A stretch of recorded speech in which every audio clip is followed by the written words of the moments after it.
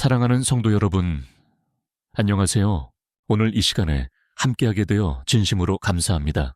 잠시 한 가지 이야기를 들려드리고 싶습니다. 서울 강남구에 사시는 김 할머니의 이야기입니다. 올해 75이 되신 김 할머니께서는 10년 전부터 큰아들과 말을 하지 않고 계셨습니다. 사업을 하던 아들이 어머니의 반대를 무릅쓰고 위험한 투자를 했다가 실패했고 그 일로 모자간에 큰 다툼이 있었던 것입니다. 할머니는 내 말을 안 들어서 그런 일이 생겼다며 화를 내셨고 아들은 어머니가 이해해 주지 않는다며 집을 나갔습니다. 10년이라는 세월이 흘렀습니다. 할머니의 마음은 날이 갈수록 무거워졌습니다. 혈압도 높아지고 밤잠도 설치게 되었습니다. 아들 생각이 날 때마다 가슴이 답답하고 속이 쓰렸습니다. 주변 사람들은 먼저 연락해 보시라고 권했지만 할머니는 내가 왜 먼저? 라며 고집을 부리셨습니다. 혹시 여러분도 이런 경험이 있으신가요? 용서하지 못해서 가슴이 아픈 기억이 있으신가요?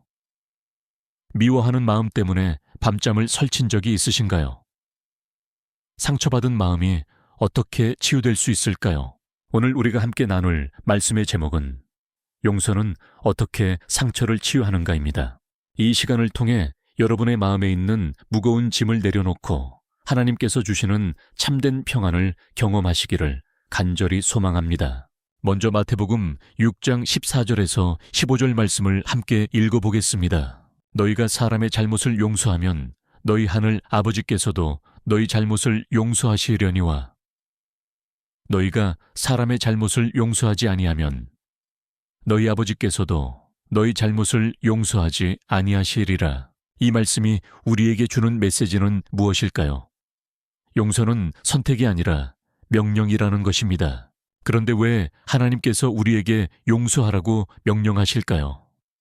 그것은 용서가 바로 우리 자신을 위한 것이기 때문입니다. 여러분, 용서에 대해 잘못 생각하고 계시는 분들이 많습니다. 용서한다는 것은 상대방을 위한 것이다. 용서하면 내가 손해를 본다. 용서는 약함을 의미한다고 생각하시는 분들 말입니다. 하지만 이것은 큰 오해입니다. 누가복음 3장 34절을 보시겠습니다. 예수님께서 십자가에 달리신 채로 이렇게 기도하셨습니다. 아버지, 저들을 사하여 주옵소서. 자기들이 하는 것을 알지 못함이니이다. 생각해 보십시오. 예수님께서는 자신을 십자가에 못 박는 사람들을 위해 용서를 구하고 계십니다. 가장 큰 고통 가운데서도 원수를 용서하신 것입니다. 이것이 바로 진정한 용서의 모습입니다. 예수님은 왜 이렇게 하셨을까요? 그것은 용서가 바로 하나님의 성품이기 때문입니다. 그리고 용서를 통해서만 진정한 치유와 회복이 가능하기 때문입니다. 여러분께 묻고 싶습니다. 여러분은 용서가 가장 어려웠던 순간이 언제였나요? 그 순간에 어떤 마음이셨나요? 이제 용서가 어떻게 우리의 상처를 치유하는지 구체적으로 살펴보겠습니다. 첫째 용서는 우리를 분노의 감옥에서 해방시킵니다. 에베소서 4장 26절과 27절에서 바울 사도는 이렇게 말씀하십니다. 분을 내어도 죄를 짓지 말며 해가 지도록 분을 품지 말고 마귀에게 틈을 주지 말라. 분노는 마치 불과 같습니다. 적당히 다루면 요리도 하고 난방도 할 수 있지만 제대로 다루지 못하면 모든 것을 태워버립니다. 분노를 마음에 품고 있으면 그 분노가 우리 자신을 먼저 파괴합니다. 현대의학에서도 이것을 증명하고 있습니다. 지속적인 분노와 원하는 스트레스 호르몬을 과도하게 분비시켜 고혈압, 심장병, 면역력 저하를 일으킵니다. 또한 불면증, 우울증, 소화불량 등 다양한 질병의 원인이 됩니다. 그런데 용서를 하면 어떻게 될까요? 마음의 짐이 내려놓아집니다. 스트레스가 감소하고 혈압이 안정되고 잠도 잘 오게 됩니다. 이것은 단순히 심리적인 효과가 아닙니다. 하나님께서 우리 몸과 마음을 그렇게 창조하신 것입니다. 김 할머니 이야기로 다시 돌아가 보겠습니다. 할머니는 10년 동안 아들에 대한 분노를 품고 계셨습니다. 그 결과 몸도 아프고 마음도 괴로우셨습니다. 하지만 용서를 결심하신 후로는 어떻게 되었을까요? 나중에 말씀드리겠습니다. 둘째 용서는 관계를 회복시킵니다. 잠언 17장 9절에서는 이렇게 말씀합니다. 남의 허물을 덮어주는 자는 사랑을 구하는 자요. 그것을 거듭 말하는 자는 친한 벗을 이간하는 자니라. 용서는 끊어진 관계의 다리를 다시 놓는 것과 같습니다. 물론 쉽지 않습니다. 상처가 깊을수록 더욱 어렵습니다. 하지만 용서 없이는 진정한 관계 회복이 불가능합니다. 여러분 중에 가족과 갈등이 있으신 분들 계시지 않나요? 오래된 친구와 오해가 있으신 분들은 없나요? 교회 안에서도 때로는 서로 상처를 주고받는 일들이 있습니다. 이런 상황에서 누군가는 먼저 용서의 손을 내밀어야 합니다. 예수님께서 주기도문에서 가르쳐 주신 기도를 함께 생각해 보겠습니다. 우리가 우리에게 죄 지은 자를 사하여 준 것 같이 우리 죄를 사하여 주시옵고. 마태복음 6:1b. 이 기도는 매주 우리가 드리는 기도입니다.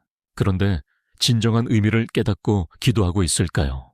이 기도는 우리의 용서와 하나님의 용서가 연결되어 있다는 것을 보여줍니다. 우리가 다른 사람을 용서할 때 우리도 하나님의 용서를 온전히 경험할 수 있다는 의미입니다. 지금 이 순간 마음속 무거운 짐을 내려놓고 싶지 않으신가요? 누군가에 대한 원망과 분노로 지친 마음에 평안을 원하지 않으신가요? 셋째 용서는 우리에게 자유를 줍니다. 갈라디아서 5장 1절에서 바울 사도는 말씀합니다. 그리스도께서 우리를 자유롭게 하려고 자유를 주셨으니 그러므로 굳건하게 서서 다시는 종의 멍에를 매지 말라. 용서하지 못하는 마음은 우리를 과거의 포로로 만듭니다. 계속해서 그 상처를 되씹으며 그 사건을 반복해서 생각하게 됩니다. 마치 녹음기가 같은 부분을 계속 반복하는 것처럼 말입니다. 하지만 용서는 우리를 이 악순환에서 해방시킵니다. 과거에 얽매이지 않고 미래를 향해 나아갈 수 있게 합니다. 새로운 가능성을 볼 수 있게 합니다. 실제로 한국의 한 연구에서 용서 치료를 받은 사람들을 조사한 결과 우울증 점수가 현저히 감소하고 자존감이 향상되었다는 결과가 나왔습니다. 또한 대인관계 만족도도 크게 개선되었습니다. 이제 실제 이야기를 하나 더 들려드리겠습니다. 부산에 사시는 박 권사님의 이야기입니다. 박 권사님의 남편은 5년 전 교통사고로 세상을 떠나셨습니다. 가해자는 음주운전을 한 20대 청년이었습니다. 박 권사님은 그 청년을 도저히 용서할 수 없었습니다. 법정에서 그 청년을 볼 때마다 분노가 치밀어 올랐습니다. 어떻게 술을 마시고 운전을 할 수 있나? 내 남편의 목숨을 빼앗아 놓고라는 생각으로 밤잠을 설쳤습니다. 그런데 어느 날 교회에서 용서에 대한 설교를 들으신 후 마음이 움직이기 시작했습니다. 내가 이렇게 미워하고 있어봤자 죽은 남편이 돌아오는 것도 아니고 내 마음만 더 괴롭다는 생각이 드셨습니다. 박 권사님은 기도를 시작하셨습니다. 주님, 저는 그 청년을 용서할 수 없습니다. 하지만 주님께서 저에게 용서할 수 있는 마음을 주세요라고 매일 기도하셨습니다. 그리고 6개월 후 박 권사님은 놀라운 결정을 하셨습니다. 그 청년에게 편지를 쓰신 것입니다. 당신을 용서합니다. 당신도 이 일로 고통받고 있을 텐데 이제 그만 자신을 용서하고 새로운 삶을 살아가세요라는 내용이었습니다. 편지를 보낸 후 박 권사님은 어떻게 되셨을까요? 마음에 평안이 찾아왔습니다. 불면증도 사라지고 교회 봉사에도 다시 적극적으로 참여하게 되셨습니다. 그리고 그 청년은 편지를 받고 눈물을 흘리며 새로운 삶을 결심했다고 합니다. 여러분께 묻고 싶습니다. 용서를 통해 얻은 평안을 경험해 보신 적이 있나요? 혹시 지금 용서하기 어려운 상황에 계신 분이 있으시다면 박 권사님처럼 기도부터 시작해 보시는 것은 어떨까요? 이제 구체적으로 어떻게 용서를 실천할 수 있는지 말씀드리겠습니다. 첫 번째 단계는 자신의 감정을 인정하는 것입니다. 시편 139편 23절과 24절에서 다윗은 이렇게 기도합니다. 하나님이여, 나를 살피사 내 마음을 아시며 나를 시험하사 내 뜻을 아옵소서. 내게 무슨 악행이 있나 보시고 나를 영원한 길로 인도하소서. 용서를 시작하기 전에 먼저 자신의 마음을 정직하게 들여다보아야 합니다. 나는 지금 화가 나 있다. 나는 상처받았다. 나는 원망하고 있다는 것을 인정해야 합니다. 이것을 숨기거나 부인해서는 안 됩니다. 많은 성도님들이 크리스천은 화내면 안 된다고 생각하며 자신의 감정을 억누르려고 합니다. 하지만 이것은 건강하지 않습니다. 하나님께서는 우리의 모든 감정을 아시고 이해하십니다. 두 번째 단계는 하나님께 도움을 구하는 것입니다. 빌립보서 4장 13절에서 바울 사도는 내게 능력 주시는 자 안에서 내가 모든 것을 할 수 있느니라고 고백합니다. 용서는 인간의 힘만으로는 불가능합니다. 특히 깊은 상처를 받았을 때는 더욱 그렇습니다. 하지만 하나님의 도움이 있다면 불가능한 것이 없습니다. 주님, 저는 그 사람을 용서하고 싶지 않습니다. 하지만 주님께서 저를 용서해 주셨듯이 저도 용서할 수 있도록 도와주세요라고 정직하게 기도하십시오. 하나님께서는 이런 정직한 기도를 기뻐하십니다. 세 번째 단계는 상대방의 입장에서 생각해 보는 것입니다. 마태복음 7장 12절에서 예수님은 그러므로 무엇이든지 남에게 대접을 받고자 하는 대로 너희도 남을 대접하라. 이것이 율법이요 선지자니라고 말씀하셨습니다. 이것이 바로 황금률입니다. 상대방도 우리와 같은 연약한 인간입니다. 실수할 수도 있고 잘못된 선택을 할 수도 있습니다. 우리 자신도 다른 사람에게 상처를 준 경험이 있지 않습니까? 네 번째 단계는 구체적인 행동으로 옮기는 것입니다. 야고보서 2장 17절에서는 이와 같이 행함이 없는 믿음은 그 자체가 죽은 것이라고 말씀합니다. 용서는 마음의 결정에서 끝나는 것이 아닙니다. 구체적인 행동으로 나타나야 합니다. 전화를 걸어보거나 편지를 쓰거나 직접 만나서 대화를 나누는 것입니다. 때로는 먼저 다가가는 것이 필요합니다. 다섯 번째 단계는 지속적으로 용서를 선택하는 것입니다. 마태복음 18장에서 베드로가 예수님께 주여 형제가 내게 죄를 범하면 7번까지 용서하여 줄까요? 라고 물었을 때 예수님께서는 7번뿐 아니라 7번을 잃은 번까지라도 할지니라고 답하셨습니다. 용서는 한 번으로 끝나는 것이 아닙니다. 때로는 같은 사람을, 같은 일을 여러 번 용서해야 할 수도 있습니다. 상처받은 기억이 다시 떠오를 때마다 용서를 선택해야 합니다. 오늘부터 작은 용서를 시작해 보시겠어요? 가족 중에 미안한 마음이 있는 분에게 먼저 다가가 보시는 것은 어떨까요? 이제 처음에 말씀드린 김 할머니의 이야기를 마저 들려드리겠습니다. 할머니는 어느 일요일 예배 후 집에 돌아와서 큰 결심을 하셨습니다. 10년 만에 아들에게 전화를 거신 것입니다. 처음에는 어색했습니다. 서로 할 말을 찾지 못했습니다. 하지만 할머니께서 먼저 입을 여셨습니다. 아들아, 미안하다. 엄마가 너무 고집스럽게 굴었구나. 이제 돌아와라. 전화기 너머로 아들의 흐느끼는 소리가 들렸습니다. 어머니, 저야말로 죄송합니다. 어머니 말씀을 안 들어서 그런 일이 생겼는데 제가 너무 고집을 부렸습니다. 그 주말 아들은 부인과 손자를 데리고 할머니를 찾아뵈었습니다. 10년 만에 만난 손자는 이미 중학생이 되어 있었습니다. 할머니는 손자를 품에 안고 눈물을 흘리셨습니다. 지금 김 할머니는 어떻게 지내고 계실까요? 혈압약도 줄이시고 밤잠도 잘 주무시게 되었습니다. 무엇보다 매주 가족들이 함께 모여 식사를 하며 행복한 시간을 보내고 계십니다. 용서가 가져다준 기적이었습니다. 할머니는 이렇게 말씀하십니다. 용서는 상대방을 위한 것이 아니라 나를 위한 것이었다는 것을 이제야 깨달았다고 말입니다. 여러분, 혹시 지금도 누군가를 용서하지 못해서 마음이 아프신 분이 계신가요? 가족과의 갈등으로 고통받고 계신 분이 있으신가요? 친구나 동료와의 오해로 힘들어하시는 분이 계신가요? 로마서 12장 19절에서 바울 사도는 이렇게 말씀합니다. 내 사랑하는 자들아, 너희가 친히 원수를 갚지 말고 하나님의 진노하심에 맡기라 기록되었으되 원수 갚는 것이 내게 있으니 내가 갚으리라고 주께서 말씀하시니라. 복수는 하나님의 몫입니다. 우리의 몫은 용서입니다. 용서를 통해 우리는 자유로워지고 치유받고 회복됩니다. 고린도후서 5장 17절에서는 그런즉 누구든지 그리스도 안에 있으면 새로운 피조물이라. 이전 것은 지나갔으니 보라, 새 것이 되었도다 하고 말씀합니다. 용서는 바로 이 새로운 피조물의 삶을 사는 것입니다. 과거에 얽매이지 않고 하나님께서 주시는 새로운 은혜 가운데 살아가는 것입니다. 베드로전서 3장 8절과 9절에서는 이렇게 말씀합니다. 마지막으로 말하노니 너희가 다 마음을 같이하여 체휼하며 형제를 사랑하며 불쌍히 여기며 겸손하며 악을 악으로 욕을 욕으로 갚지 말고 도리어 복을 빌라. 이를 위하여 너희가 부르심을 받았으니 이는 복을 이어받게 하려 하심이라. 우리는 복을 받기 위해 부르심을 받았습니다. 그 복은 용서를 통해 흘러갑니다. 다른 사람을 용서할 때 우리도 복을 받게 됩니다. 에베소서 4장 32절에서는 서로 인자하게 하며 불쌍히 여기며 서로 용서하기를 하나님이 그리스도 안에서 너희를 용서하심과 같이 하라고 말씀합니다.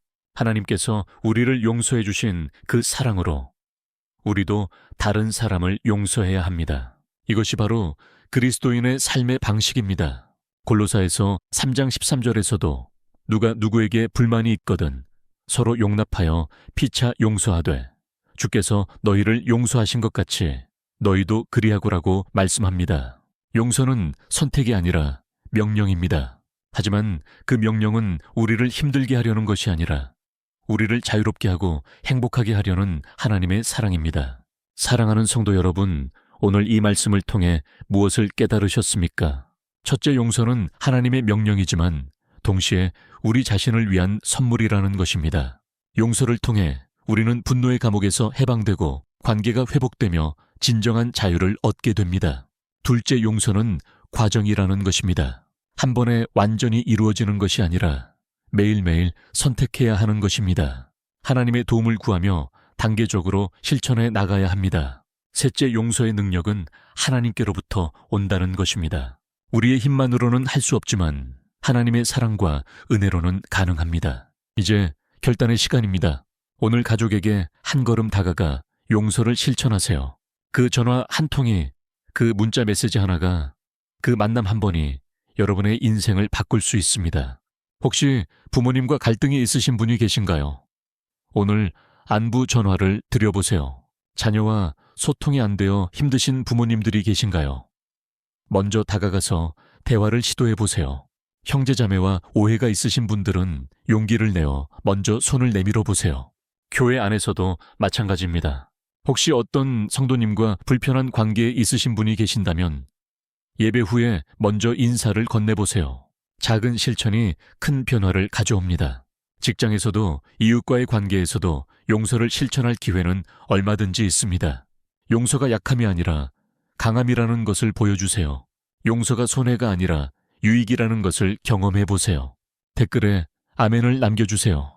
여러분의 아멘은 단순한 동의가 아니라 용서를 실천하겠다는 다짐입니다. 하나님의 사랑으로 다른 사람을 용서하겠다는 결단입니다. 마지막으로 함께 기도하겠습니다. 사랑의 하나님 아버지, 오늘 이 시간에 용서에 대한 귀한 말씀을 주셔서 감사합니다. 우리가 얼마나 많은 용서를 받고 살아가는 존재인지 깨닫게 해주셔서 감사합니다. 주님, 우리 마음에 있는 분노와 원망 미움을 모두 주님께 맡겨드립니다. 우리 힘으로는 용서할 수 없지만 주님의 사랑과 은혜로는 가능함을 믿습니다. 혹시 이 자리에 가족과 갈등으로 힘들어하시는 분이 계시다면 오늘 용기를 내어 먼저 다가갈 수 있도록 도와주세요. 친구나 동료와의 관계에서 상처받으신 분들이 계시다면 용서를 통해 그 관계가 회복될 수 있도록 인도해 주세요. 주님께서 우리를 먼저 사랑하시고 용서해 주셨듯이 우리도 다른 사람들을 그런 마음으로 대할 수 있게 해 주세요. 용서를 통해 우리의 상처가 치유되고 끊어진 관계가 회복되며 새로운 소망을 품고 살아갈 수 있게 해 주세요. 마태복음 11장 28절에서 주님께서 말씀하시기를 수고하고 무거운 짐진 자들아 다 내게로 오라. 내가 너희를 쉬게 하리라고 하셨습니다. 오늘 우리의 무거운 마음의 짐을 모두 주님께 맡겨드립니다. 고린도후서 1장 3절과 4절의 말씀처럼 찬송하리로다. 그는 긍휼의 아버지시요 모든 위로의 하나님이시며 우리의 모든 환난 중에서 우리를 위로하사 우리로 하여금 하나님께 받는 위로로서 모든 환난 중에 있는 자들을 능히 위로하게 하시는 이시로다 하신 말씀이 우리 모두에게 이루어지기를 간절히 기도합니다. 주님 용서를 실천하는 우리 모두에게 하늘의 평안과 기쁨을 부어주세요. 용서를 통해 경험하게 될 하나님의 사랑을 미리 감사드립니다. 우리의 삶이 용서의 향기로 가득하여 많은 사람들에게 주님의 사랑을 전하는 통로가 되게 해 주세요. 이 모든 기도를 우리를 사랑하사 십자가에서 우리를 위해 용서를 구해주신 예수 그리스도의 이름으로 기도드립니다. 맨 사랑하는 성도 여러분, 오늘부터 용서의 삶을 시작하시기 바랍니다. 여러분의 용서가 가정의 평화를 가져오고 교회의 화합을 이루며 사회에 사랑을 전하는 아름다운 통로가 되시기를 축복합니다. 베드로후서 3장 18절의 말씀으로 축복하며 마치겠습니다. 오직 우리 주, 곧 구주 예수 그리스도의 은혜와 그를 아는 지식에서 자라가라. 영광이 이제와 영원한 날까지 그에게 있을지어다. 아멘. 여러분 모두에게 주님의 은혜와 평강이 함께 하시기를 축복합니다. 용서의 능력으로 새로운 하루하루를 승리하며 살아가시기를 간절히 기도합니다. 감사합니다. 인천의 한 작은 동네, 오래된 아파트에 홀로 사시는 김 할아버지의 이야기를 들어보신 적이 있으신가요? 김 할아버지는 오랫동안 교회에서 장로로 섬기셨지만 몇 년 전 아들과의 사소한 오해로 마음에 깊은 상처를 안고 사십니다. 아들이 집을 떠난 뒤 할아버지는 매일 저녁 창밖을 바라보며 생각하십니다. 내가 그때 화를 내지 않았다면 우리가 다시 웃으며 밥을 먹을 수 있었을까? 그 상처는 시간이 지나도 아물지 않았고 오히려 더 깊어졌습니다. 여러분은 이런 이야기를 들으며 어떤 생각이 드시나요? 마음에 묻어둔 상처가 있으신가요? 그 상처를 내려놓고 하나님의 평안을 경험하고 싶지 않으신가요?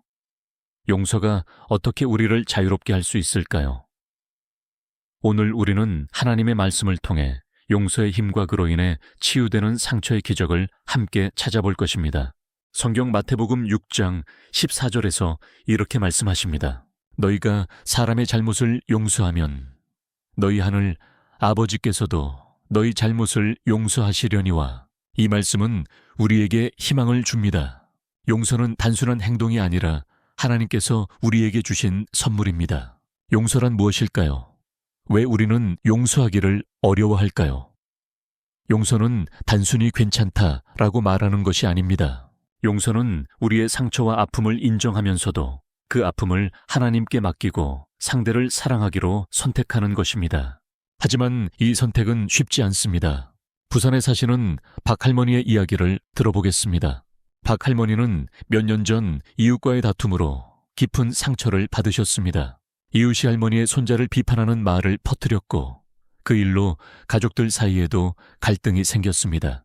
할머니는 매일 밤 그 이웃을 떠올리며 분노와 슬픔에 잠기셨습니다. 어떻게 그런 사람을 용서할 수 있겠어? 라고 스스로에게 물으셨죠. 여러분도 이런 경험을 하신 적이 있으신가요? 누군가의 말이나 행동 때문에 마음이 무겁고 그 사람을 떠올리는 것만으로도 가슴이 아프셨던 적이 있으신가요? 그럴 때 우리는 무엇을 해야 할까요? 성경 에베소서 4장 31절과 32절에서 이렇게 말씀하십니다. 모든 악독과 노함과 분냄과 떠드는 것과 비방하는 것을 모든 악의와 함께 버리고 서로 친절히 대하며 불쌍히 여기며 하나님께서 그리스도 안에서 너희를 용서하신 것 같이 너희도 서로 용서하라. 이 말씀은 우리에게 길을 보여줍니다. 용서는 우리의 힘만으로 되는 것이 아니라 하나님의 은혜로 가능한 일입니다. 박할머니는 교회에서 기도 모임에 참여하시면서 조금씩 마음을 열기 시작하셨습니다. 이웃을 위해 기도하며 그 사람의 아픔도 생각해 보셨죠. 시간이 지나면서 할머니의 마음은 가벼워졌고 결국 이웃과 화해의 대화를 나누셨습니다. 여러분 지금 여러분 마음속에 용서하기 어려운 사람이 있으신가요? 그 사람을 위해 기도할 용기가 있으신가요? 그렇다면 용서는 어떻게 우리의 상처를 치유할까요? 용서는 단순히 상대방을 위한 것이 아닙니다. 용서는 우리의 영혼을 자유롭게 하고 하나님의 평안을 우리 안에 채워줍니다. 제주도에 사시는 이 집사님의 이야기를 들어보겠습니다. 이 집사님은 몇 년 전 남편의 배신으로 큰 상처를 받으셨습니다. 남편이 가정을 떠났을 때 집사님은 분노와 절망 속에서 하루하루를 보내셨습니다. 어떻게 그를 용서할 수 있겠어? 내 인생을 망친 사람인데 하지만 교회 목사님의 권유로 집사님은 성경 말씀을 묵상하기 시작하셨습니다. 골로사에서 3장 13절에서 이렇게 말씀하십니다. 누가 누구에게 불만이 있더라도 서로 참아주고 서로 용서하십시오. 주께서 여러분을 용서하신 것처럼 여러분도 용서하십시오. 이 말씀은 집사님의 마음을 움직였습니다. 집사님은 매일 기도하며 남편을 용서하기로 결심하셨고 교회 성도들과 함께 그 아픔을 나누셨습니다. 놀랍게도 용서를 선택한 순간부터 집사님은 새로운 기쁨을 느끼셨습니다. 남편과의 관계는 완전히 회복되지는 않았지만 집사님의 마음은 자유로워졌고 하나님과의 관계는 더 깊어졌습니다. 여러분, 용서는 여러분의 영혼을 자유롭게 할 뿐 아니라 하나님과의 관계를 더 깊게 만들어줍니다. 오늘 한 걸음 내디뎌 보세요. 잠시 멈추셔서 생각해 보세요. 지금 여러분이 용서하고 싶은 사람은 누구인가요? 그 사람의 얼굴을 떠올리며 하나님께 그 사람을 위해 기도해 보세요. 하나님께서 여러분의 마음을 어루만지실 것입니다. 그렇다면 우리는 어떻게 용서를 실천할 수 있을까요? 용서는 한 번의 결정이 아니라 때로는 긴 여정입니다. 하지만 하나님께서 우리와 함께 하신다는 것을 잊지 마세요. 첫 번째 단계는 기도입니다. 하나님께 우리의 아픔을 솔직히 고백하고 용서할 힘을 달라고 구하세요. 두 번째 단계는 믿음의 공동체 안에서 도움을 구하는 것입니다. 혼자서 아픔을 감당하려 하지 마시고 교회 성도나 목사님과 그 마음을 나누세요. 세 번째 단계는 우리의 상처를 하나님께 맡기는 것입니다. 하나님은 공의로우시며 우리의 아픔을 치유하시는 분이십니다. 대구에 사시는 최 형제님의 이야기를 들어보겠습니다. 최 형제님은 몇 년 전 직장에서 부당한 대우를 받고 해고당하셨습니다. 상사의 거짓말 때문에 억울하게 일자리를 잃은 최 형제님은 매일 밤 분노에 잠기셨습니다. 하지만 교회 기도 모임에 참여하면서 최 형제님은 새로운 길을 찾으셨습니다. 누가복음 6장 37절에서 이렇게 말씀하십니다. 비판하지 말라. 그리하면 너희가 비판을 받지 않을 것이요. 용서하라. 그리하면 너희가 용서받을 것이요. 이 말씀을 묵상하며 최 형제님은 상사를 위해 기도하기 시작하셨습니다. 처음에는 힘들었지만 기도할수록 마음이 가벼워졌습니다. 결국 초의 형제님은 상사에게 편지를 써서 마음을 전했고 그 과정에서 하나님의 평안을 경험하셨습니다. 여러분, 오늘 여러분은 누구에게 용서의 손을 내밀고 싶으신가요? 하나님께서 여러분과 함께 하신다는 것을 믿으시겠습니까?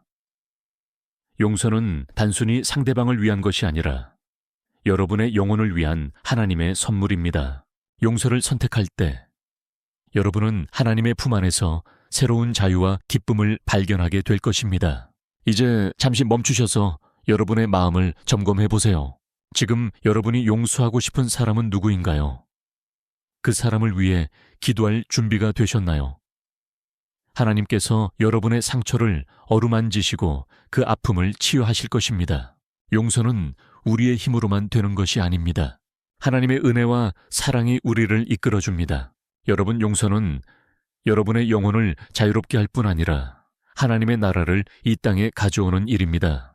오늘 여러분도 그 여정에 동참해 보세요. 이제 우리는 용서의 여정을 돌아보며 그 힘과 치유의 기적을 다시 생각해 봅니다. 용서는 우리의 상처를 치유하고 우리를 하나님께 더 가까이 이끄는 선물입니다. 인천의 김 할아버지는 결국 아들에게 전화를 걸어 화해의 대화를 나누셨습니다.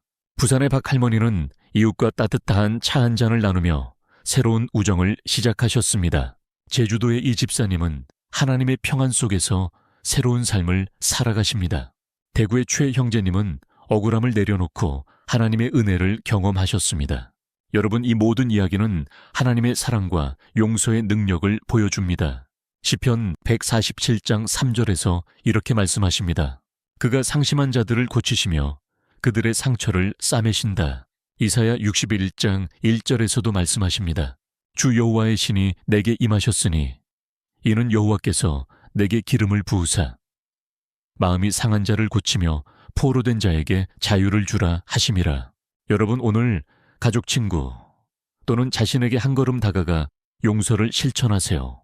하나님께서 여러분의 상처를 치유하시고 평안을 주실 것입니다. 이 메시지가 여러분의 마음에 감동을 주었다면 댓글에 아멘을 남겨주세요. 함께 하나님의 은혜를 선포합시다. 이제 우리의 마음을 모아 하나님께 기도드리겠습니다. 사랑하는 하늘아버지, 오늘 이 말씀을 통해 우리의 마음을 만져주셔서 감사합니다. 상처와 아픔 속에서 용서의 길을 찾도록 우리를 인도해 주옵소서. 우리의 연약함을 아시는 주님, 우리에게 용서할 힘과 사랑을 주시고 우리의 상처를 치유해 주옵소서. 우리의 가족, 친구, 그리고 우리 자신을 용서하며 주님의 평안을 경험하게 하옵소서. 주님의 은혜로 새롭게 시작할 수 있는 용기를 주시고 우리를 자유와 기쁨으로 채워주옵소서. 예수님의 이름으로 기도드립니다. 아멘. 사랑하는 성도 여러분, 그리고 오늘 이 말씀을 듣고 계시는 모든 어르신 여러분, 평안하셨습니까? 혹시 밤에 잠 못 이루게 하는 오래된 기억, 혹은 마음 한구석에 무거운 돌덩이처럼 자리 잡은 풀리지 않는 응어리가 있으신가요? 명절에 사랑하는 자녀들을 만나 환하게 웃다가도 오랜 벗들과 정겹게 담소를 나누다가도 문득문득 그림자처럼 떠올라 마음을 무겁게 짓누르는 그런 기억 말입니다. 어쩌면 아주 사소하게 지나쳤던 말 한마디였을 수도 있고, 어쩌면 평생을 두고 잊지 못할 만큼 가슴 아팠던 큰 사건이었을 수도 있습니다. 그 기억의 주인공은 때로는 가장 가까운 가족일 수도 있고, 한때는 둘도 없던 친구였을 수도 있으며, 심지어 이제는 다시 볼 수 없는 이미 이 세상을 떠난 사람일 수도 있겠지요. 그렇게 우리 마음속 깊은 곳에 자리한 상처들, 이 지긋지긋한 상처들은 과연 깨끗이 아물 수 있는 걸까요? 흔히들 시간이 약이라고들 하지만 어떤 상처는 시간이 흐를수록 더욱 깊어만 가고 덧나기만 하는 것 같습니다. 도대체 이 아픔에서 벗어나 진정한 마음의 평안을 누릴 방법은 정녕 없는 것일까요? 우리는 모두 인생이라는 여정 속에서 크고 작은 상처를 안고 살아갑니다. 어떤 분은 그 아픈 상처 때문에 환한 웃음을 잃어버리고, 어떤 분은 사람을 만나는 것 자체가 두려워져 홀로 고립되기도 합니다. 어떤 이는 밤마다 끔찍한 악몽에 시달리며 잠 못 이루기도 하고, 어떤 이는 가슴에 응어리진 화병이 생겨 육신의 고통까지 겪으며 힘겨워하기도 합니다. 왜 우리는 이토록 아파야만 하는 걸까요? 이 상처를 준 사람을 마음속으로 끊임없이 원망하고 미워하는 것으로 과연 우리의 상한 마음은 조금이라도 편안해질 수 있을까요? 아니면 그 지독한 미움이 또 다른 깊은 상처가 되어 우리 영혼을 꽁꽁 올가매고 있지는 않을까요? 오늘 이 거룩한 주님의 시간, 이 자리에서 우리는 하나님의 살아있는 말씀, 성경을 통해 이 깊고 아픈 상처를 어루만지고 진정한 치유의 길로 당당히 나아갈 수 있는 놀라운 열쇠, 바로 용서에 대해 함께 깊이 묵상하며 은혜를 나누고자 합니다. 용서 참으로 입술로 말하기는 쉬워 보이지만 실제로 마음으로 실천하기는 너무나 어려운 단어입니다. 아마 많은 분들이 속으로 이렇게 생각하실지도 모릅니다. 내가 왜 그 사람을 용서해야 해? 그 사람이 내게 한 짓을 생각하면 눈앞이 캄캄해지고 피가 거꾸로 솟는데 도저히 용서할 수 없어. 이런 생각이 먼저 드는 것이 어쩌면 인간적으로는 당연한 감정일지도 모르겠습니다. 하지만 그럼에도 불구하고 사랑의 하나님께서는 성경 말씀을 통해 우리에게 끊임없이 반복해서 서로 용서하라고 강력하게 명령하고 계십니다. 그렇다면 과연 하나님께서 우리에게 말씀하시는 그 용서란 무엇일까요? 그리고 그 용서가 어떻게 우리의 상상할 수도 없는 깊은 상처를 깨끗하게 치유하고 우리에게 묶임으로부터의 참된 자유와 세상이 줄 수 없는 하늘의 평안을 가져다 줄 수 있을까요? 오늘 이 시간 우리의 마음을 여시고 성령님의 따뜻한 인도하심 가운데 그 해답을 함께 찾아 떠나보는 복된 여정이 되기를 간절히 소망합니다. 먼저 우리가 용서에 대해 이야기할 때 많은 분들이 가지고 있는 몇 가지 오해를 풀고 넘어가야 합니다. 흔히들 용서라고 하면 그 사람이 나에게 저지른 잘못을 깨끗하게 잊어버리는 것이라고 생각하기 쉽습니다. 하지만 성경적인 용서는 기억 상실을 의미하지 않습니다. 아픈 기억은 여전히 남아있을 수 있습니다. 그러나 용서를 통해 그 기억이 더 이상 우리를 고통스럽게 올가매는 날카로운 칼날이 아니라 그저 지나간 과거의 한 장면으로 그 무게와 의미가 달라지는 것입니다. 또한 용서는 상대방의 잘못을 정당화하거나 아무 일도 없었던 것처럼 없었던 일로 덮어두는 것도 아닙니다. 잘못은 분명히 잘못입니다. 그 사실을 부인하는 것이 용서가 아닙니다. 그리고 용서가 반드시 즉각적인 화해를 의미하는 것도 아닙니다. 물론 용서는 화해로 나아가는 첫걸음이 될 수 있지만 상대방의 진정한 뉘우침이나 변화가 없다면 관계의 완전한 회복은 어려울 수도 있습니다. 그럼에도 불구하고 우리는 용서를 통해 먼저 내 마음의 평안을 찾을 수 있습니다. 가장 중요한 것은 용서는 뜨거운 감정이 복받쳐 올라야만 할 수 있는 것이 아니라 우리의 의지적인 결단이라는 사실입니다. 혹시 여러분 중에는 내가 그 사람을 용서하면 내가 지는 것 같고 억울하다. 혹은 용서하면 그 사람이 나를 우습게 보고 또다시 함부로 대할 것이다 라고 염려하며 망설여 보신 적은 없으신가요? 이러한 생각들이 바로 용서로 나아가지 못하게 가로막는 걸림돌이 될 수 있습니다. 그렇다면 성경이 말하는 진정한 용서의 본질은 무엇일까요? 에베소서 4장 32절은 우리에게 이렇게 말씀합니다. 서로 친절하게 하며 불쌍히 여기며 서로 용서하기를 하나님이 그리스도 안에서 너희를 용서하심과 같이 하라. 아멘. 그렇습니다. 우리가 다른 사람을 용서해야 하는 가장 근본적인 이유는 바로 우리가 먼저 하나님으로부터 그 무엇과도 비교할 수 없는 엄청난 용서를 받았기 때문입니다. 마태복음 18장에는 1만 달란트 빚진 종의 비유가 나옵니다. 1만 달란트는 한 개인이 평생 일해도 갚을 수 없는 어마어마한 액수의 돈입니다. 그 종은 왕에게 그 빚을 탕감받았습니다.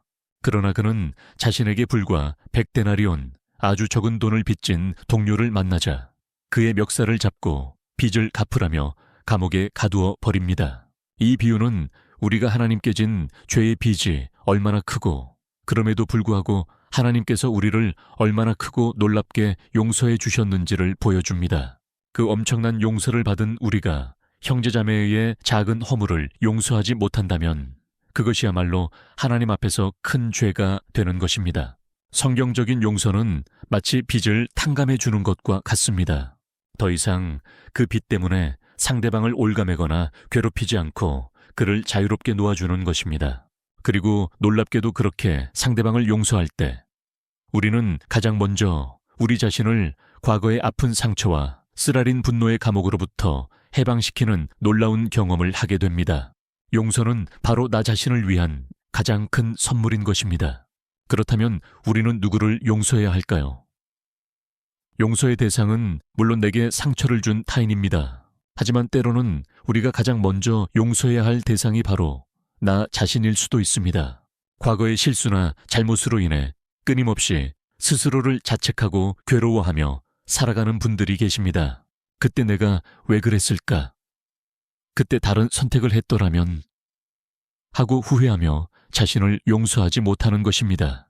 그러나 하나님은 우리가 그러한 죄책감의 셔틀에서 벗어나기를 원하십니다.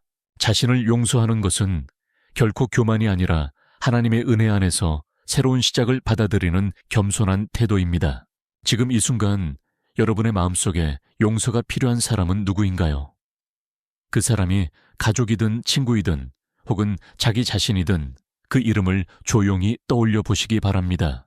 그리고 그 용서의 여정을 시작하기로 마음먹는 여러분 되시기를 축복합니다.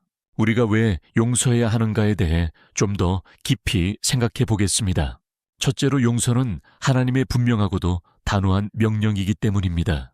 마태복음 6장 14절과 15절에서 예수님께서는 이렇게 말씀하셨습니다. 너희가 사람의 잘못을 용서하면 너희 하늘 아버지께서도 너희 잘못을 용서하시려니와 너희가 사람의 잘못을 용서하지 아니하면 너희 아버지께서도 너희 잘못을 용서하지 아니하시리라. 이 말씀은 참으로 두렵고도 엄중한 말씀입니다. 우리가 다른 사람을 용서하는 것이 우리가 하나님으로부터 용서받는 조건이 된다는 것입니다. 이것은 우리의 구원과도 직결되는 매우 중요한 문제입니다. 골로사에서 3장 13절에서도 누가 누구에게 불만이 있거든 서로 용납하여 피차 용서하되 주께서 너희를 용서하신 것 같이 너희도 그리하고라고 권면합니다. 하나님의 자녀라면 마땅히 그분의 말씀에 순종해야 합니다. 둘째로 용서는 우리 자신의 영적 정서적 그리고 육체적 건강을 위해 반드시 필요합니다. 용서하지 못하는 마음, 즉 누군가를 향한 미움과 분노 원망과 복수심은 마치 독약과 같아서 우리의 영혼을 서서히 병들게 합니다. 이러한 부정적인 감정들은 우리의 마음속에서 평안을 빼앗아가고 기쁨 대신 쓴 뿌리를 내리게 합니다.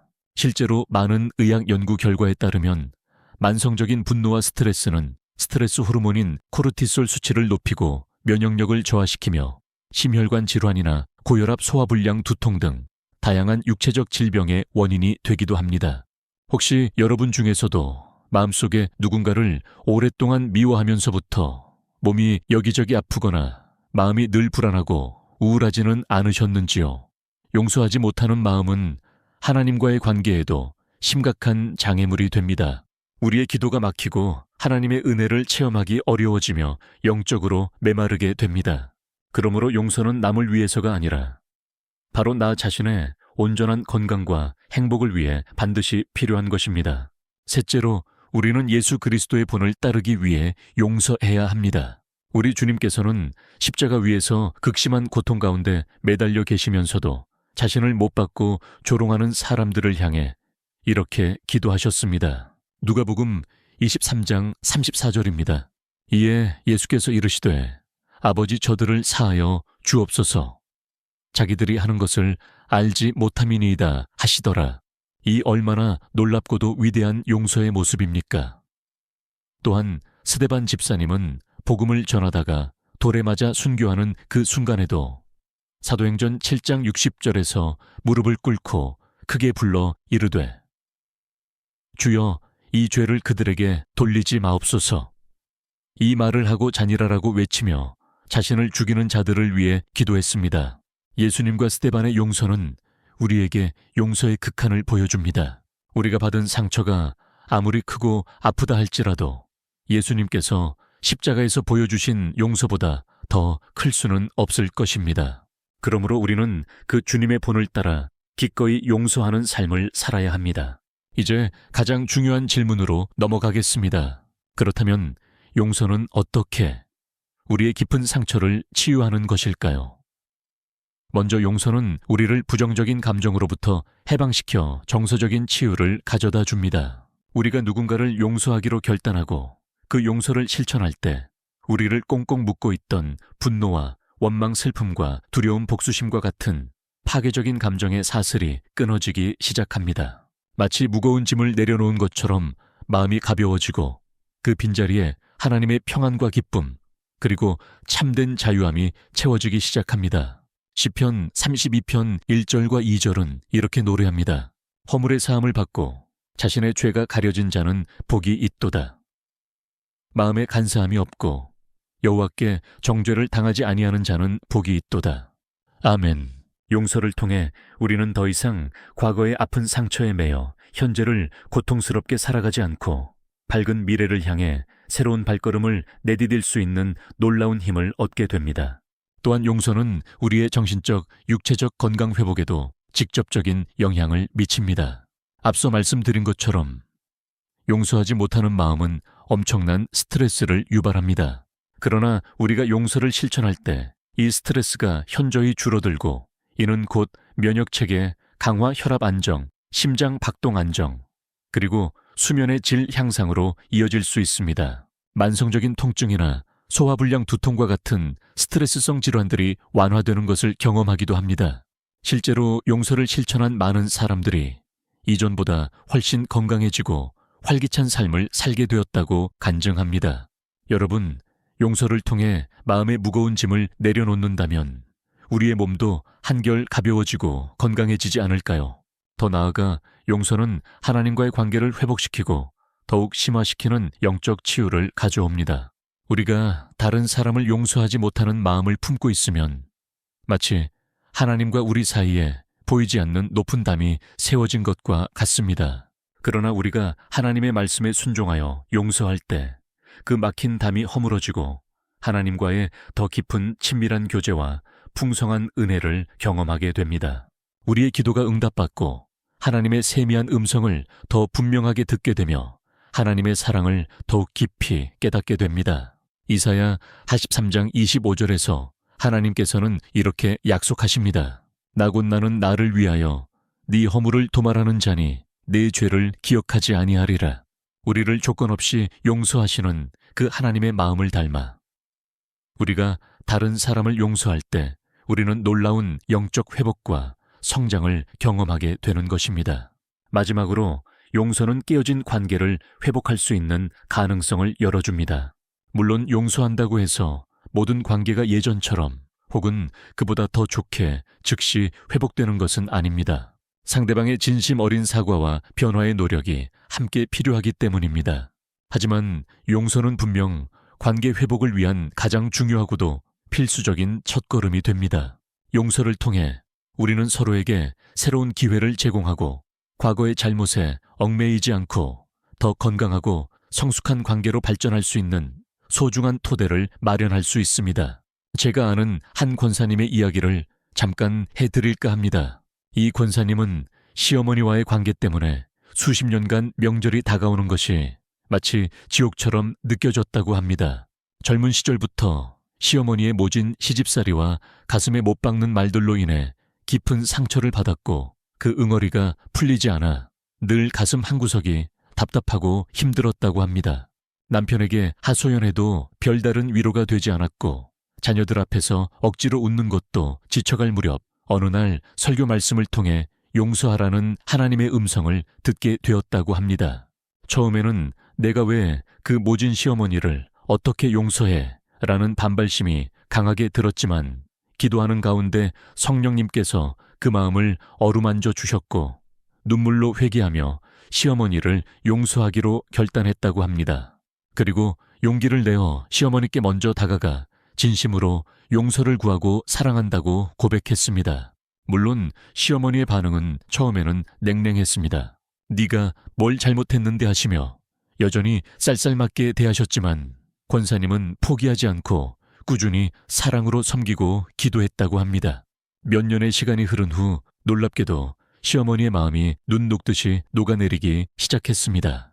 이제는 누구보다 서로를 아끼고 사랑하는 고부 사이가 되었고 명절에는 함께 웃으며 음식을 만들고 손주들 재롱을 보며 행복한 시간을 보내신다고 합니다. 이 권사님은 용서를 통해 시어머니와의 관계 회복뿐 아니라 자신의 마음속 깊은 상처가 치유되고 진정한 평안을 얻게 되었다고 눈물로 간증하셨습니다. 이처럼 용서는 불가능해 보이는 관계 속에서도 놀라운 치유와 회복의 역사를 만들어냅니다. 그렇다면 이 어려운 용서의 여정을 우리는 어떻게 걸어가야 할까요? 용서는 결코 쉽지 않지만 하나님의 도우심을 구하며 다음과 같은 실제적인 단계를 밟아 나갈 수 있습니다. 첫째, 내 안에 있는 상처와 아픔을 정직하게 인정하고 하나님 앞에 혹은 신뢰할 수 있는 영적 지도자나 친구에게 솔직하게 표현하는 것입니다. 덮어두려고만 하면 골마 터질 뿐입니다. 둘째, 내 감정이 아직 따라오지 않더라도 내가 저 사람을 용서하기로 결단합니다. 라고 의지적으로 선택하고 선포하는 것입니다. 용서는 감정이 아니라 의지에서 시작됩니다. 셋째, 내 힘으로는 도저히 용서할 수 없음을 겸손히 인정하고 하나님의 전능하신 도우심을 간절히 구하는 것입니다. 빌립보서 4장 13절은 내게 능력 주시는 자 안에서 내가 모든 것을 할 수 있느니라고 약속합니다. 이 말씀을 붙잡고 기도해야 합니다. 넷째, 이것이 가장 어렵지만 가장 강력한 단계인데 내게 상처 준 그 사람을 오히려 축복하며 그를 위해 기도하는 것입니다. 마태복음 5장 44절에서 예수님은 너희 원수를 사랑하며 너희를 박해하는 자를 위하여 기도하라고 명령하셨습니다. 미운 사람을 위해 기도하는 것이 처음에는 힘들겠지만 기도할 때 하나님께서 우리의 마음을 변화시켜 주시고 놀라운 사랑의 마음을 부어 주십니다. 다섯째, 용서의 감정이 완전히 찾아올 때까지 인내하며 이 과정을 반복하는 것입니다. 용서는 단 한 번의 결단으로 끝나는 것이 아닐 수도 있습니다. 깊은 상처일수록 여러 번의 결단과 기도가 필요할 수 있습니다. 지금 당장 용서의 뜨거운 감정이 샘솟듯 일어나지 않더라도 괜찮습니다. 먼저 하나님 저 사람을 용서할 수 있도록 제 마음을 주장하여 주시고 용서할 힘을 부어 주십시오라고 기도부터 시작해보면 어떨까요? 하나님께서는 우리의 연약함을 너무나 잘 아십니다.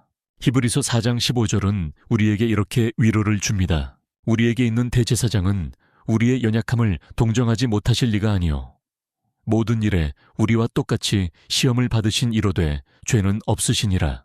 주님은 우리의 힘겨운 싸움을 아시고 성령님을 통해 우리에게 용서할 수 있는 사랑과 능력을 부어주실 것입니다. 로마서 5. 하나님은 우리가 용서의 여정을 포기하지 않도록 끝까지 기다려주시고 넘어져도 다시 일어설 수 있도록 붙들어 주시는 분이십니다. 제 고향 교회에 다니시던 한 장로님의 이야기가 생각납니다. 이 장로님은 젊은 시절 가장 친한 친구에게 사업 자금을 빌려주었다가 그 친구가 돈을 가지고 야반도주하는 바람에 하루아침에 전 재산을 잃고 길거리에 나앉게 되었습니다. 그 배신감과 분노는 수십 년이 지나도록 장로님의 마음속에 깊은 상처로 남아있었습니다. 친구의 얼굴만 떠올려도 치가 떨리고 밤마다 불면증에 시달렸다고 합니다. 그러던 어느 날 부흥회에 참석하여 용서에 대한 말씀을 듣고 큰 도전을 받았습니다. 내가 저 원수 같은 친구를 어떻게 용서한단 말인가? 갈등했지만 기도하는 중에 네가 내게 받은 용서는 그보다 더 크지 않으냐? 는 주님의 음성을 듣고 눈물로 회개하며 그 친구를 용서하기로 결단했습니다. 쉽지 않았지만 매일 새벽마다 그 친구의 이름을 불러가며 축복하며 기도하기 시작했습니다. 놀랍게도 기도하면 할수록 마음속의 미움과 분노가 사라지고 오히려 그 친구를 불쌍히 여기는 마음과 평안이 찾아왔다고 합니다. 그 후 장로님은 지긋지긋했던 불면증에서도 해방되었고 얼굴에는 기쁨과 감사가 넘쳐 흘렀습니다. 비록 그 친구를 다시 만나지는 못했지만 장로님은 용서를 통해 진정한 자유와 치유를 경험하신 것입니다. 이처럼 용서는 우리 자신을 위한 가장 위대한 해방입니다. 사랑하는 성도 여러분, 오늘 우리는 용서가 어떻게 우리의 깊고 아픈 상처를 치유하는지에 대해 하나님의 말씀을 통해 함께 살펴보았습니다. 다시 한번 강조하지만 용서는 과거의 잘못을 잊어버리는 것이 아니라 그 아픔을 넘어서는 것이며 나 자신을 미움과 분노의 감옥에서 해방시키는 하나님께서 우리에게 주신 놀라운 선물입니다. 용서는 선택사항이 아니라 우리가 순종해야 할 하나님의 거룩한 명령이며 동시에 우리 자신을 위한 가장 최선의 선택입니다. 우리가 용기를 내어 용서할 때 우리는 정서적, 육체적, 그리고 영적인 온전한 치유를 경험하게 될 뿐만 아니라 하나님과의 관계가 더욱 깊어지고 깨어진 관계들이 회복되는 놀라운 은혜를 맛보게 될 것입니다. 오늘 이 시간 여러분의 마음속에 오랫동안 무겁게 자리했던 그 사람, 그 아픈 기억을 다시 한번 조용히 떠올려 보십시오. 그리고 이제 그 무거운 짐을 주님 앞에 내려놓기로 결단해 보시기를 간절히 권면합니다. 오늘 이 예배가 끝난 후 가장 먼저 여러분의 사랑하는 가족에게 매일 얼굴을 마주하는 배우자에게 혹시 마음의 상처를 주고받았던 자녀에게 혹은 이런저런 이유로 오랫동안 소원했던 형제자매에게 다가가 먼저 용서를 구하거나 용서를 베푸는 그 거룩한 한 걸음을 내디뎌 보시는 것은 어떨까요? 아주 작은 진심이 담긴 문자 한 통도 좋고 떨리는 목소리지만 용기를 낸 전화 한 통화도 좋습니다. 주님께서 여러분의 그 작은 용기 위에 놀랍고도 아름다운 치유와 회복의 역사를 친히 써 내려가실 줄 믿습니다. 혹시 여러분 자신을 향한 용서가 필요하다면 오늘 밤 조용히 골방에서 하나님 앞에 무릎 꿇고 나아가 하나님 아버지, 부족한 제 자신을 용서합니다. 과거의 실수와 연약함에 묶여 살아가지 않도록 저를 불쌍히 여겨주시고 주님의 보혈로 깨끗하게 씻어 새롭게 하여 주옵소서라고 간절히 고백해 보십시오. 주님께서 여러분의 상한 마음을 따뜻하게 안아주시고 위로해 주실 것입니다. 오늘 주신 말씀을 통해 용서의 큰 은혜를 깨닫고 이제는 미움과 상처의 자리에서 일어나 참된 치유와 회복의 길로 나아가기를 결단하시는 모든 분들은 댓글창에 아멘으로 함께 화답해 주시면 감사하겠습니다. 여러분의 진심, 어린 아멘이 서로에게 큰 힘과 격려가 되고 아름다운 믿음의 고백이 될 줄 믿습니다. 이제 다 함께 우리를 사랑하시는 하나님 아버지께 간절한 마음으로 기도드리겠습니다. 사랑과 은혜가 풍성하신 하나님 아버지, 오늘 저희에게 용서라는 귀하고도 놀라운 선물을 통해 우리의 깊은 상처를 치유하시는 하나님의 크신 능력과 사랑을 다시 한번 깨닫게 하시니 진심으로 감사합니다. 저희 마음속 깊은 곳에 숨겨져 있던 모든 아픔과 원망, 슬픔과 분노들을 이 시간 주님 앞에 정직하게 다 내려놓습니다. 자비로우신 성령님, 저희의 연약한 마음을 불쌍히 여겨주시고 도저히 용서할 수 없을 것 같은 그 사람을 용서할 수 있는 하늘의 힘과 용기를 허락하여 주시옵소서. 저희 마음속에 미움과 원망이 사라지고 그 자리에 주님의 따뜻한 사랑과 긍휼함으로 가득 채워 주시옵소서. 절망과 어둠 대신 밝은 소망과 빛으로 인도하여 주시옵소서. 그리하여 저희의 삶 가운데 세상이 줄 수 없는 참된 평안과 기쁨이 온전히 회복되게 하시고 용서를 통해 깨어지고 단절되었던 모든 관계들이 주님의 크신 사랑 안에서 아름답게 회복되는 놀라운 역사를 경험하게 하여 주시옵소서. 이 모든 아픔과 상처가 변하여 오히려 주님의 살아계심을 증거하는 아름다운 간증이 되게 하옵소서. 우리를 모든 죄에서 구원하시고 영원한 생명을 허락하신 우리 주 예수 그리스도의 이름으로 간절히 기도드립니다. 끝으로 이사야 43장 18절과 19절 말씀을 여러분 모두에게 축복으로 드립니다. 너희는 이전 일을 기억하지 말며 옛날 일을 생각하지 말라. 보라, 내가 새 일을 행하리니 이제 나타낼 것이라. 너희가 그것을 알지 못하겠느냐? 반드시 내가 광야의 길을 사막에 강을 내리니 아멘. 주님의 크신 은혜와 한없는 평강이 오늘 말씀을 듣고 용서로 나아가기로 결단하는 여러분 모두의 삶 가운데, 그리고 여러분의 가정과 섬기시는 교회 위에 늘 충만하게 함께 하시기를 간절히 축원합니다. 감사합니다.